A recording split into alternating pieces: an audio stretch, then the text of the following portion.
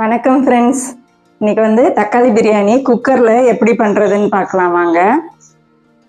Ingredients அளவு சொல்லிடுறேன். நான் டெய்லி வந்து சாதம் வடிப்போம்ல, அந்த அரிசி தான் போடுறேன். இந்த உலக்கில் 3 உலக்கு வந்து போட்டு ஊற வச்சுருக்கேன்.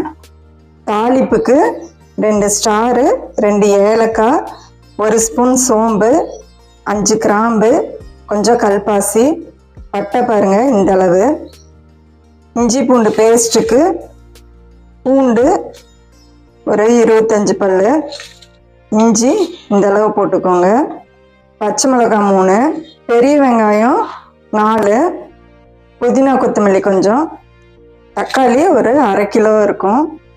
தாளிப்பு பார்த்துடலாம். எண்ணெய் பாருங்க கொஞ்சம் அதிகமாகவே ஊற்றிக்கோங்க, அப்போ தான் நல்லா இருக்கும். இந்த ஸ்பூனில் ஒரு 6 ஸ்பூனு.